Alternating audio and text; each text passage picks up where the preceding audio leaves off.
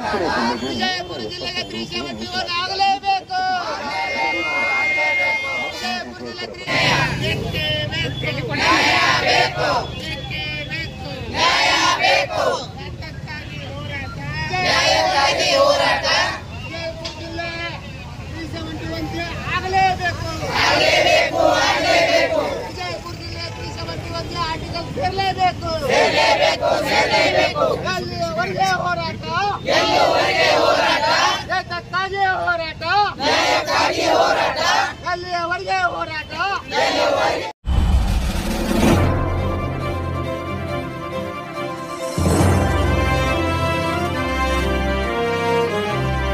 नमस्कार, मैं हूं शिवानी और आप देख रहे हैं बीजापुर एक्सप्रेस। चलते हैं खबरों की ओर।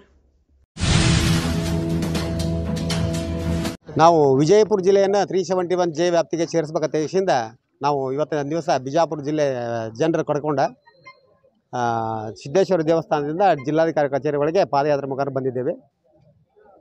ಈ 371 ಜೆ ಇದರ ಸಲುವಾಗಿ ದೇಶದ ಪ್ರಧಾನಿಗಳು, ರಾಷ್ಟ್ರಪತಿಗಳು, ಕೇಂದ್ರ ಗೃಹ ಸಚಿವರು, ರಾಜ್ಯಪಾಲರು, ಆಮೇಲೆ ಕರ್ನಾಟಕ ರಾಜ್ಯದ ಮುಖ್ಯಮಂತ್ರಿಗಳು, ಕರ್ನಾಟಕ ರಾಜ್ಯದ ಉಪಮುಖ್ಯಮಂತ್ರಿಗಳು ಇವರಿಗೆ ಜಿಲ್ಲಾಧಿಕಾರಿಗಳ ಮುಖಾಂತರ ಮನವಿ ಕೊಟ್ಟಿದ್ದೇವೆ.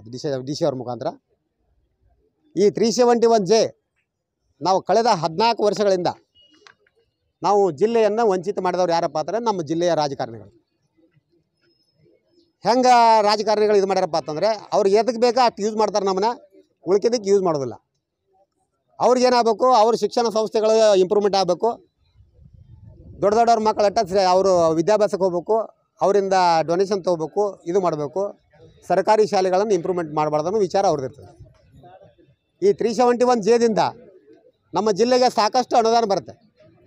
ಆ ಅನುದಾನದಿಂದ ಜನರಿಗೆ ಕೊಟ್ಟರಪ್ಪ ಅಂತಂದರೆ ಜನರು ಎಷ್ಟೋ ಶ್ರೀಮಂತರಾಗ್ತಾರೆ. ಅದನ್ನು ಈ ಜನರನ್ನ ಶ್ರೀಮಂತ ಮಾಡಬಾರ್ದು ಅನ್ನೋದು ಒಂದೇ ವಿಚಾರ ಅವ್ರದ್ದು ಜನಪ್ರತಿನಿಧಿಗಳಾಗಿದೆ. ನಿಮ್ಗೆ ಹೇಳ್ಬೇಕಂದ್ರೆ ಜನಪ್ರತಿನಿಧಿ ಯಾಕಪ್ಪ ಅಂತಂದರೆ ಇವರು ಇಂಪ್ರೂವ್ಮೆಂಟ್ ಆದ್ರಪ್ಪ ಅಂದ್ರೆ ನಮಗೆ ಓಟ್ ಹಾಕೋದಿಲ್ಲ. ಈ ಒಂದು ಅವರಿಗೆ ಅಂಜಿಕಿದೆ. ನಿಮ್ಗೆ ಹೇಳ್ಬೇಕಂದ್ರೆ ಯಾಕೆ ವಿದ್ಯಾಭ್ಯಾಸ ಆದ್ರಪ್ಪ ಅಂತಂದರೆ ನಮ್ಮನ್ನು ತುಳಿತಾರೆ ಅನ್ನೋದು ಒಂದು ಕಾಯಂ ಇದೆ ಅವ್ರಿಗೆ. ನಿಮ್ಗೆ ಹೇಳ್ಬೇಕಂದ್ರೆ ಅವರು ಹಣದ ಇದ್ರಾಗದಾರ. ಈ ಎಲ್ಲ ಒಂದು ವಿಚಾರ ಹೆಂಗಪ್ಪ ಅಂದ್ರೆ ಹೋರಾಟದ ಇಚ್ಕೊಳ್ರಿ ನೀವು ಎಷ್ಟು ಗಾಡಿ ಬೇಕು ಅಷ್ಟು ಗಾಡಿ ಕೊಡಿಸ್ತಾರೆ, ಅಷ್ಟು ಮಂದಿ ಬರ್ತಾರೆ. ಈ ನಮ್ಮ 371 ಜೆ ಹೋರಾಟ ಹಂಗಿಲ್ಲ. ಇದಕ್ಕೆ ನಾವು ಕಾವು ಏರ್ಸಕ್ಕೆ ಚಾಲು ಮಾಡ್ಯಾವ್ರಿ. ಈಗ ನಿಮ್ಗೆ ಹೇಳ್ಬೇಕಂದ್ರೆ ಇನ್ನೂ 3 ಆಯಾಮ ಅದಾವೆ. ಈ 3 ಆಯಾಮದಾಗ ಲಾಸ್ಟ್ ಆಯಾಮಕ್ಕೆ ಎಷ್ಟು ಮಂದಿ ಕೊಡ್ತದೆ ಅನ್ನೋದು ಬಿಜಾಪುರ ಜಿಲ್ಲೆಯ ಜನರಿಗೆ ಗೊತ್ತಾಗುತ್ತೆ. ನಿಮ್ಗೆ ಹೇಳ್ಬೇಕಂದ್ರೆ ಆದ ಕಾರಣ ನಾನು ಹೇಳೋಕ್ಕೆ ಇಷ್ಟಪಡ್ತೀನಿ ಬಿಜಾಪುರ ಜಿಲ್ಲೆಯ ಜನತೆಗೆ, ಆಮ್ಯಾಗ ಸಂಘ ಸಂಸ್ಥೆಯವರಿಗೆ, ಇದು ನಮ್ಮ ಹೋರಾಟ ಅಲ್ಲ, ಮಲ್ಲಿಕಾರ್ಜುನ ಕೆಂಗನಾಳವ್ರ ಹೋರಾಟ ಅಲ್ಲ, ಬಿಜಾಪುರ ಜಿಲ್ಲೆಯ ಜನರ ಹೋರಾಟ ಇದು. ಅದಕ್ಕೆ ನೀವು ಎಷ್ಟು ಜನರು ಎಲ್ಲರೂ ಕೂಡ್ತೀರಿ ಅಷ್ಟು ಈ ಒಂದು ಹೋರಾಟ ಒಂದು ಸ್ವರೂಪ ಬೇರೆ ತಾಳ್ತದೆ ಅಂತ ನಾನು ಹೇಳಕ್ಕೆ ಇಷ್ಟಪಡ್ತೀನಿ. ನಿಮ್ಗೆ ಹೇಳ್ಬೇಕಂದ್ರೆ ಇಲ್ಲಿ ಜನರಿಗೆ ನೋಡ್ರಿ ಶಿಕ್ಷಣದಲ್ಲಿ ಒಂದು ಅನುಕೂಲ ಆಗುತ್ತೆ. ಆಮ್ಯಾಗ ನೌಕರಿ ಒಂದು ಏನಂತ ಮೀಸಲಾತಿದ್ದಾವೆ. 80% ನಮ್ಮ ರಾಜ್ಯದಾಗಲೇ ಅಪಾಯಿಂಟ್ಮೆಂಟ್ ಆಗೋದಪ್ಪ ಅಂದ್ರೆ 80% ಇಲ್ಲಿ ಅವ್ರನ್ನ ತುಂಬ್ಕೋಬೇಕು, 20% ಹೊರ ಜಿಲ್ಲೆಗೆ ತುಂಬ್ಕೋಬೇಕಂತ ಒಂದು ಕಂಡೀಷನ್ ಅದಾವೆ. ಆಮ್ಯಾಗ ಎಜುಕೇಷನ್ 80% ಜನರಿಗೆ ಇಲ್ಲಿ ಕೊಡಬೇಕು, 20% ಹೊರ ಜಿಲ್ಲೆಗೆ ಕೊಡ್ಬೇಕಂತೆ. ಈ ಟೈಪ್ ಕಂಡೀಷನ್ ಅದಾವೆ. ಇದರಿಂದ ನಮ್ಮ ಮಕ್ಕಳ ಶಿಕ್ಷಣ ಏನಾಗತ್ತಪ್ಪ ಅಂದ್ರೆ ಜನರಿಗೆ ವಿತೌಟ್ ಫೀಸ್ ಮ್ಯಾಗ ನಡೀತೈತಿ. ಏನು ಗೌರ್ಮೆಂಟಿಗೆ ಫೀಸ್ ತುಂಬೋದಾಗ್ತೈತಿ, ಆ ಫೀಸಲ್ಲೇ ನಾವು ಮುಂದಕ್ಕೆ ಹೋಗ್ತೇವೆ. ಇದರಿಂದ ಒಂದು ಏನು ನಮ್ಮ ಶಾಸಕರುಗಳ ಸಂಘಗಳದಾವೆ, ವಿದ್ಯಾಸಂಸ್ಥೆಗಳು, ಅವೆಲ್ಲ ಒಂದು ತಳಗೆ ಹಿಡಿತದೆ ತಕ್ಷಣ ಈ ರೀತಿಯಾಗಿ ಒಂದು 371 ಜೆ ಕೊಡ್ತಾ ಇಲ್ಲ ಅವ್ರಿಗೇನು ಭೇಟಿಯಾಗಿಲ್ಲ ರೀ. ಇನ್ನು ಒಟ್ಟರಿಗೆ ನಾವು ಏನೈತಿ ಎಲ್ಲ ಮನೆಗೆ ಹೋಗಿ ಭೇಟಿಯಾಗೋ ವಿಚಾರ ಅದಾವೆ. ಇನ್ನು 3 ಆಯಾಮ ಅದಾವೆ ನಮ್ಮ. ಆ 3 ಆಯಾಮದಾಗ ನೀವು ಯಾವ ಶಾಸಕರು ಅದರಿ, ಏನು ಮಿನಿಸ್ಟರ್ಗಳು ಅದರಿ, ನಮ್ಮ ಜಿಲ್ಲೆಯ ಬಗ್ಗೆ ನಿಮಗೆ ಕಿಂಚಿತ್ತು ಕಾಳಜಿ ಇತ್ತಪ್ಪ ಅಂದರೆ ನಾವು ಬಂದು ಭೇಟಿನ ಆಗ್ತೇವೆ. ಭೇಟಿ ಆಗದೇ ಇದ್ರೆ ನೀವು ಬರಕ್ಕೆ ಅನುಕೂಲ. ನಿಮಗೆಲ್ಲ ಸ್ವಾಗತ ಮಾಡ್ತೇವೆ ನಾವು. ಇಲ್ಲಿವರೆಗೆ ನೀವು 11 ವರ್ಷ ನಮಗೇನು ಅನ್ಯಾಯ ಮಾಡಿರಿ ಅದು ಮಾಡೋದಕ್ಕೆ ನಾವೇನು ಅದನ್ನು ನಿಮ್ಮ ಮ್ಯಾಗ ಇಟ್ಕೊಳ್ಳೋದಿಲ್ಲ. ನೀವು ಬಂದು ನಮ್ಗೆ ಇನ್ನು ಮುಂದಿನ ಹೋರಾಟದ ಬಗ್ಗೆ ಒಟ್ಟು 371 ಜೆ ಆಗುವವರೆಗೆ ನಾವು ಬಿಡೋದಿಲ್ಲ. ಆದ ಕಾರಣ ಒಂದು ಯಾರ್ರಿ ಉಸ್ತುವಾರಿ ಮಂತ್ರಿಗೆ ಲಾಸ್ಟ್ ಟೈಮ್ ನಾವು ಕಳಿಸಿದ್ದೇವೆ ಸರ್. ಎಲ್ಲ ಜಿಲ್ಲಾಧಿಕಾರಿಗಳ ಮುಖಾಂತರ ಲೆಟರ್ ಕಳಿಸೀವಿ, ಕೊರಿಯರ್ ಕಳಿಸಿದ್ದೀವಿ. ಅವರಿಂದ ಯಾವುದೂ ನಮಗೆ ಉತ್ತರ ಬಂದಿಲ್ಲ. ಇನ್ನು ರಾಜ್ಯದ ಮುಖ್ಯಮಂತ್ರಿಗಳು ಬಂದಿಲ್ಲ, ಪ್ರಧಾನಮಂತ್ರಿಗಳು ಬಂದಿಲ್ಲ. ಆಮೇಲೆ ಇನ್ನು ನಮ್ಮ ಸಂಸದರು, ಆ ಸಂಸದರಿಗೆ ನಾವು ಏನು ಮಾಡಿದಪ್ಪ ಅಂದ್ರೆ ದೇಶದ ಪ್ರಧಾನಿಗಳ ಹೆಸರು ಹೇಳ್ಕೊಂಡು ಆರಿಸೋಗ್ಯಾರ ಅವರು. ಈ ನಾವು ದೇಶದ ಪ್ರಧಾನಿಗಳೇ ಕೇಳ್ತೇವೆ ನಾವು ಮ್ಯಾಗ ಮುಂದೆ ದೇಶದ ಪ್ರಧಾನಿಗಳು ಕೊಡಬೇಕಿದಾಗ ಇಲ್ಲ. ಜನರ ಒಂದು ಆರ್ಥಿಕ ಪರಿಸ್ಥಿತಿ ಒಂದು ಏನಾಗುತ್ತಪ್ಪ ಅಂತಂದ್ರೆ ನಿಮ್ಗೆ ಹೇಳ್ಬೇಕಂದ್ರೆ ಜನರ ಆರ್ಥಿಕರಾಗಿ ಪ್ರಬಲರಾದ್ರಪ್ಪ ಅಂತಂದರೆ ಇವ್ರು ನಮ್ಮ ಮಾತು ಕೇಳೋಲ್ಲ ಅನ್ನೋ ಒಂದು ಇದು ಇದೆ ನಿಮ್ಗೆ ಹೇಳ್ಬೇಕು ರಾಜಕಾರಣಿಗಳು ನಡೋಕಿದೆ. ಆ ಒಂದು ಉದ್ದೇಶಕ್ಕೆ ಅವ್ರು ಇದು ಮಾಡೋದಿಲ್ಲ. ಎಲ್ಲ ಆಗ್ತಾವ್ರಿ. ನಾವು ಮನಸ್ಸು ಮಾಡಿದ್ರೆ ಎಲ್ಲ ಬರ್ಬೇಕಾರೆ ಇವ್ರು ಏನು ಮಾಡಾಕ್ತಾ ಇರಲಿಲ್ಲ ಯಾರು. ನಿಮ್ಗೆ ಹೇಳ್ಬೇಕಂದ್ರೆ ಈಗ ನೋಡ್ರಿ ಎಲ್ಲ ಒಂದೊಂದು ಹಾಸ್ಪಿಟ್ಲ್ಗಳು ಯಾವ ರೀತಿ ಅವರು ಪ್ರೈವೇಟೈಸೇಷನ್ ಹೆಂಗೆ ಮಾಡ್ಕೊಳಕತ್ತಾರೆ, ಅದು ಒಟ್ಟು ಏನೈತಪ್ಪ ಅಂದ್ರೆ ತಮ್ಮ ಖಜಾನೆ ತುಂಬಿಸ್ಕೊಳ್ಳೋ ಸಂಬಂಧ ಮಾಡ್ಕೊಳಕತ್ತಾರೆ ಹೊರತಾಗಿ ಜನರ ಕಷ್ಟ ಸುಖಗಳನ್ನ ನೋಡಾಕ್ತಾ ಇಲ್ಲ. ಇಲೆಕ್ಷನ್ ಬರ್ತದೆ, ಇಲೆಕ್ಷನ್ ಬಂದಾಗ ಒಂದು ಸ್ವಲ್ಪ ದುಡ್ಡು ಹಂಚಿಬಿಟ್ಟು ಇದು ಮಾಡ್ಕೊಂಡು ಹೋಗ್ಬಿಡ್ತಾರೆ. ಜನರು ಒಂದು ಸ್ವಲ್ಪ ಎತ್ತರ ಆಗತ್ತಾರೆ. ಈಗ ನಿಮ್ಗೆ ಹೇಳ್ಬೇಕಂದ್ರೆ ಈ ಕಾಯ್ದೆಯಿಂದ ಜನಪ್ರತಿನಿಧಿಗಳು ಹೊಡೆದು ಬೀಳ್ತಾರೆ ರೀ. ಅವ್ರ ಆರ್ಥಿಕ ಕಡಿಮೆ ಆಗ್ತದೆ. ನಮ್ಮ ಅದ್ರ ಸಂಬಂಧ ಅವ್ರು ಆಗ್ತಾ ಇಲ್ಲ. ಮುಂದೆ ಏನಿಲ್ಲ ರೀ ನಮ್ಗೆ. ಇದು ಆಗುವವರೆಗೆ ನಮ್ಮ ಹೋರಾಟ ಕಂಟಿನ್ಯೂಸ್ ಇರುತ್ತೆ. ಈಗ ನಾವು ಇನ್ನೂ 3 ಆಯಾಮ ಇಟ್ಟೇವ್ರಿ. ಈಗ ನಾಳೆ ನಮ್ಮದು 8ನೇ ತಾರೀಕಿಗೆ ಇದಕ್ಕೆ ನಮ್ಮ ಶಿವಾಜಿ ಸರ್ಕಲ್ದಿಂದ ಇದೆ. ಶಿವಾಜಿ ಸರ್ಕಲಿಂದ ಮತ್ತೊಮ್ಮೆ ಬರ್ತೇವೆ ನಾವು. ಆಮ್ಯಾಗ ಅದು ಮುಗಿದ ಮ್ಯಾಗ ಗೋಳಗುಮ್ಮಟ ಗೇಟದಿಂದ ಮತ್ತೊಮ್ಮೆ ಬರ್ತೇವೆ. ಆಮೇಲೆ ಮುಂದೆ ಬುದ್ಧ ವಿಹಾರದಿಂದ ಮತ್ತೆ ಡಿಸಿಕಾಗಿ 4 ಬರ್ತೇವೆ. ಈಗ ಬಂದೇವಪ್ಪ ಅಂತಂದರೆ 4 ಆಯಾಮದಾಗ ನಾವು ಜನರಿಗೆ ಮುಟ್ಟಿಸ್ದಂಗೆ ಅದು ಸುದ್ದಿ. 4 ಜನರಿಗೆ ಮುಟ್ಟಿಸಿದೇವಪ್ಪ ಅಂದ್ರೆ ಅವಾಗ ಜನರು ಹೇಳಕ್ಕೆ ಚಾಲು ಮಾಡ್ತಾರೆ. ಲಾಸ್ಟ್ನೇದು ಹೋರಾಟ ನೋಡಕತ್ತೀರಿ ನೀವು. ಇವತ್ತು ನಾವು ಇಷ್ಟ ಮಂದಿ ಇರಬೇಕು. ಈಗ ನಮ್ಮ ಪರವಾಗಿ ಇವತ್ತು ರೀತಿಗಳು ಬಂದು ನಮ್ಮ ಬೆಂಬಲ ಕೊಟ್ಟಾರಪ್ಪ ಅಂತಂದರೆ ಯಾವ ರೀತಿ ಒಂದು ವಿಚಾರ ಆಗ್ತದೆ ನೋಡಕತ್ತೀರಿ ನೀವು. ಹೇಳ್ಬೇಕಂದ್ರೆ ಜಿಲ್ಲೆಯ ಜನ ಸಪೋರ್ಟ್ ಮಾಡೋ ಅಧ್ಯಕ್ಷದಿಂದ ನಾವು ವಿನಂತಿ ಮಾಡ್ಕೋತೀವಿ. ಮಲ್ಲಿಕಾರ್ಜುನ ಚಂಗನಾಳ ಅಧ್ಯಕ್ಷದಿಂದ ರೈತ ಭಾರತ ಪಕ್ಷ ರಾಜ್ಯಾಧ್ಯಕ್ಷ. ಆಗಲೇಬೇಕು. ನಮ್ಮ ಮಕ್ಕಳಿಗಾಗಿ ಎಲ್ಲರಿಗಾಗಿ ಜೈ ಆಗಲೇಬೇಕು ಅಂತ ಕೇಳ್ಕೊಳ್ತೇನೆ. ಏನು ಮಾಡ್ತಿದ್ರಿ ಇವತ್ತು ಹೋರಾಟ ಮಾಡ್ತಾ ಇದ್ದೇವೆ. 371 ಜೈ ಆಗಲೇಬೇಕಂತೇಳಿ ಹೋರಾಟ ಮಾಡ್ತಾ ಇದ್ದೇವೆ. ನಮ್ಮ ಮಕ್ಕಳಿಗೆ ಮುಂದೆ ಜನರಿಗೆ ಎಲ್ಲರಿಗೂ ಒಳ್ಳೆಯದಾಗುತ್ತೆ. ನಾವು ಸಿದ್ದೇಶ್ವರ ಗುಡಿಯಿಂದ ತಹಸೀಲ್ದಾರ್ DC ಆಫೀಸರ್ ಬರ್ತಾ ಇದ್ದೀವಿ ಗಾಂಧಿ ಚೌಕ್. ನನ್ನ ಹೆಸರು ಅಣ್ಣಪ್ಪ ಹೇಗಪ್ಪ ಅಗಮಾರಿ ಚಡ್ಚನ್. ಕೇಂದ್ರ ಸರ್ಕಾರಕ್ಕೆ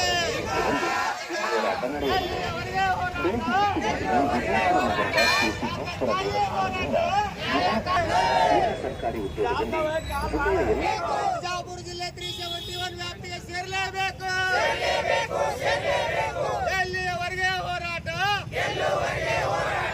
ಎಲ್ಲಿಯವರೆಗೆ ಹೋರಾಟ? ಕೇಂದ್ರ ಸರ್ಕಾರಕ್ಕೆ, ರಾಜ್ಯ ಸರ್ಕಾರಕ್ಕೆ, ಜಿಲ್ಲೆ ಸಂಸದರಿಗೆ ಎಲ್ಲಿಯವರೆಗೆ ಹೋರಾಟ? ಎಲ್ಲಿಯವರೆಗೆ ಹೋರಾಟ? 371 ಆಗಲೇಬೇಕು. ಜಿಲ್ಲೆಯನ್ನು ಮೀಸಲಾತಿ ನೀಡಲಾರ ಸರ್ಕಾರಕ್ಕೆ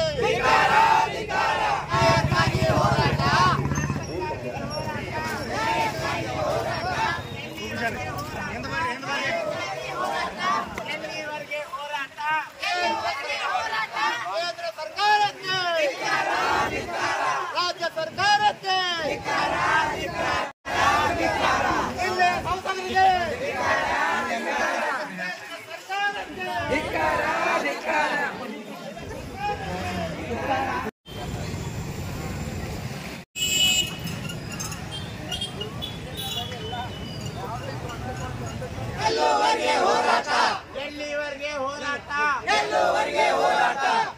ನಾವು ಸಿದ್ದೇಶ್ವರ ದೇವಸ್ಥಾನದಿಂದ ಗಾಂಧಿ ಚೌಕ್ ಮಾರ್ಗವಾಗಿ ಬಸವೇಶ್ವರ ಸರ್ಕಲ್, ಅಂಬೇಡ್ಕರ್ ಸರ್ಕಲ್ ಮಾರ್ಗವಾಗಿ DC ಕಚೇರಿವರೆಗೆ ನಮ್ಮ 371 ವಿಜಯಪುರ ಜಿಲ್ಲೆ ಸೇರ್ಪಡೆ ಆಗುವ ದೇಶದಿಂದ ನಾವು ಒಂದು ತಂದ ಮಾನ್ಯ ಜಿಲ್ಲಾಧಿಕಾರಿಗಳ ಮುಖಾಂತರ ದೇಶದ ರಾಷ್ಟ್ರಪತಿಗಳು, ಪ್ರಧಾನಮಂತ್ರಿಗಳು, ಗೃಹ ಸಚಿವರು, ರಾಜ್ಯದ ಮುಖ್ಯಮಂತ್ರಿಗಳು, ರಾಜ್ಯಪಾಲರು, ರಾಜ್ಯದ ಉಪಮುಖ್ಯಮಂತ್ರಿಗಳು ಇವರಿಗೆ ಮಾನ್ಯ ಜಿಲ್ಲಾಧಿಕಾರಿಗಳ ಮುಖಾಂತರ ಒಂದು ಮನವಿ ಕೊಡಕ್ಕೆ ನಾವು ಇಲ್ಲಿ ಬಂದಿದ್ದೇವೆ. ಮನವಿಯ ಒಂದು ಡೀಟೇಲ್ಸ್ ಹೇಳ್ತೇನೆ. ಈ ಮೇಲ್ಕಾಣಿಸಿದ ವಿಷಯಕ್ಕೆ ಸಂಬಂಧಿಸಿದಂತೆ ವಿಜಯಪುರ ಜಿಲ್ಲೆ ಕ್ರಿಸ್ತ 1744ರವರೆಗೆ ಹೈದರಾಬಾದ್ ನಿಜಾಮನ ಆಡಳಿತದಲ್ಲಿತ್ತು. ತದನಂತರ ಹೈದರಾಬಾದ್ ನಿಜಾಮನ ಕಡೆಯವರಾದ ರಜಾಕರು ಅಖಂಡ ವಿಜಯಪುರ ಜಿಲ್ಲೆಯ ಜನಸಾಮಾನ್ಯರ ಮೇಲೆ ನಿರಂತರ ದಾಳಿ ಮಾಡಿ ಕಿರುಕುಳ ಕೊಡುತ್ತಿದ್ದರು. ಇದರಿಂದ ಬೇಸತ್ತ ವಿಜಯಪುರ ಜಿಲ್ಲೆಯ ಜನ ಹೈದರಾಬಾದ್ ಪ್ರಾಂತವನ್ನು ಸ್ವಾತಂತ್ರ್ಯದ ನಂತರ ಅಖಂಡ ಭಾರತದ ಒಕ್ಕೂಟಕ್ಕೆ ಸೇರ್ಪಡೆ ಮಾಡಲು ಹೋರಾಟ ಮಾಡಿದ್ದು ಇತಿಹಾಸದ ಪುಟಗಳಲ್ಲಿ ದಾಖಲಿದೆ. ಅಖಂಡ ಹೈದರಾಬಾದ್ ಪ್ರಾಂತಕ್ಕೆ ಅಂದಿನ ಪ್ರದೇಶ ಕಾಂಗ್ರೆಸ್ ಅಧ್ಯಕ್ಷರಾಗಿದ್ದ ವಿಜಯಪುರ ಜಿಲ್ಲೆಯ ಸಿಂದಗಿಯ ಸ್ವಾತಂತ್ರ್ಯ ಯೋಧ ಶ್ರೀ ಸ್ವಾಮಿ ರಾಮಾನಂದ ತೀರ್ಥರು ಹೈದರಾಬಾದ್ ಪ್ರಾಂತವನ್ನು ಭಾರತದ ಒಕ್ಕೂಟದಲ್ಲಿ ಸೇರಿಸಲು ನೇತೃತ್ವ ವಹಿಸಿದರು. ಅದಕ್ಕಾಗಿಯೇ ಅವರನ್ನು ಹೈದರಾಬಾದ್ ವಿಮೋಚನಾ ಚಳವಳಿಯ ಪಿತಾಮಹ ಎಂದು ಕರೆಯುತ್ತಾರೆ. ಕಲ್ಯಾಣದ ಚಾಲುಕ್ಯರು ಕಲ್ಲುಚೂರಿಗಳ ಕಾಲ ಸೇರಿದಂತೆ ಸ್ವಾತಂತ್ರ್ಯ ಪೂರ್ವದಿಂದಲೂ ವಿಜಯಪುರ ಜಿಲ್ಲೆ ಕಲ್ಯಾಣ ರಾಜ್ಯದಲ್ಲಿಯೇ ಇರುವುದು ಎಲ್ಲರಿಗೂ ತಿಳಿದಿರುವ ವಿಷಯ. ನಂಜುಂಡಪ್ಪ ವರದಿಯ ಪ್ರಕಾರ ವಿಜಯಪುರ ಜಿಲ್ಲೆ ಎಲ್ಲ ತಾಲೂಕುಗಳು ಅತ್ಯಂತ ಹಿಂದುಳಿದ ತಾಲೂಕುಗಳಾಗಿವೆ. ಹೀಗಿದ್ದರೂ ಕೂಡ 371 ಮೀಸಲಾತಿ ಅನುಷ್ಠಾನ ಮಾಡುವಾಗ ಹೈದರಾಬಾದ್ ಪ್ರಾಂತಕ್ಕೆ ಸೇರಿದ ವಿಜಯಪುರ ಜಿಲ್ಲೆಯನ್ನು ಮೀಸಲಾತಿಯಿಂದ ಕೈಬಿಟ್ಟದ್ದರಿಂದ ಕಳೆದ 11 ವರ್ಷಗಳಿಂದ ಜಿಲ್ಲೆಗೆ ಶೈಕ್ಷಣಿಕವಾಗಿ, ಆರ್ಥಿಕವಾಗಿ ಸಾಕಷ್ಟು ಸ್ವಾತಂತ್ರ್ಯ ಯೋಧರ ತವರು ಬಿಟ್ಟು ಹೋದ ವಿಜಯಪುರ ಜಿಲ್ಲೆಯನ್ನು 371 ಮೀಸಲಾತಿಯಡಿ ಸೇರಿಸಲು ಕೇಂದ್ರ ಸರ್ಕಾರಕ್ಕೆ ಶಿಫಾರಸು ಮಾಡಲು ಅನುಕೂಲ ಮಾಡಿ ಸ್ವಾತಂತ್ರ್ಯ ಯೋಧರಿಗೆ ನೈಜ ಗೌರವ ಸಲ್ಲಿಸಬೇಕೆಂದು ನಾವು ಜಿಲ್ಲಾಧಿಕಾರಿಗಳ ಮುಖಾಂತರ ಒಂದು ಮನವಿಯನ್ನು ಕೊಡ್ತೀವಿ. ಮನವಿಯನ್ನ ಅವರು ಎಲ್ಲರಿಗೂ ಮುಟ್ಟಿಸ್ಬೇಕಂತ